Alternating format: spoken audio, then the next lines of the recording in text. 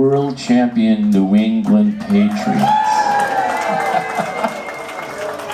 Oh, LA fans here, huh? Okay, well, hopefully you won't hold that against me. It's a pleasure to be here with all these fantastic artists. It's quite an honor, and thank you all for coming to my show. If you haven't heard of me before, I do have 4 albums out, and this year is the first year I started to do this completely solo gig. It's called Just Me and My Guitars. And I'm not doing any of my own material. It is more of a celebration of music that inspired me to be maybe the musician and possibly even the person that I am. And all of that really comes from the British invasion music. I'm a child of... the response is just overwhelming, folks. No, I grew up in the 60s, so I'm old enough to have seen the Beatles and Hendrix and all those people. And I know I don't look that old, but they brought in these special lights to try to take 20 years off me. Is it working? Yeah. Anyway, I will venture outside of the box of the British invasion. Those first 2 songs you heard, the first one was a Badfinger song that featured originally George Harrison on the slide solo, and that was called Day After Day. The second song you heard was, to me, the quintessential swinging 60s London British invasion song. Was written by Graham Gouldman and a big hit for the Hollies, and Graham wrote songs for the Yardbirds, which was a band that I had just recently left that I've been playing with for 3 years. And that song was called Bus Stop, which I just think is a great song. And yeah, but I will venture outside the box a little. And the other thing I want to tell you, that what you're hearing is none of this is pre-recorded.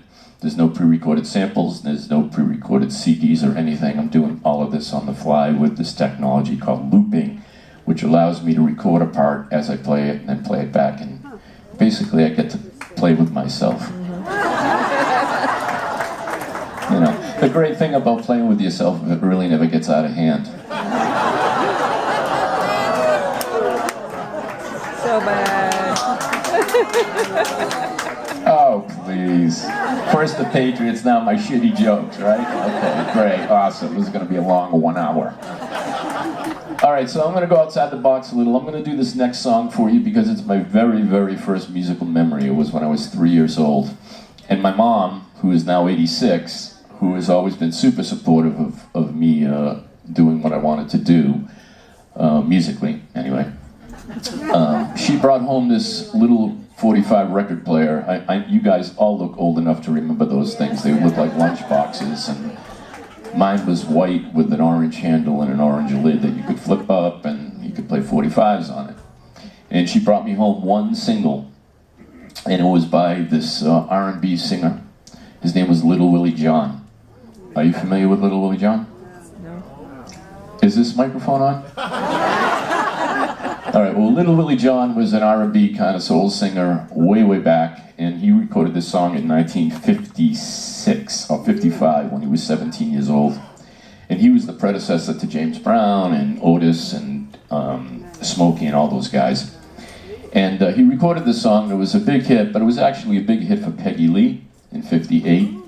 And Willie John had this fantastic career ahead of him had he not been arrested for murder. Now, I don't really know about, on the Isle of Labadee, but in Boston, if you get arrested for murder, it's kind of the end of your career. If you get caught, that is. And he got caught. So he went to prison and actually died under suspicious causes before he was 30.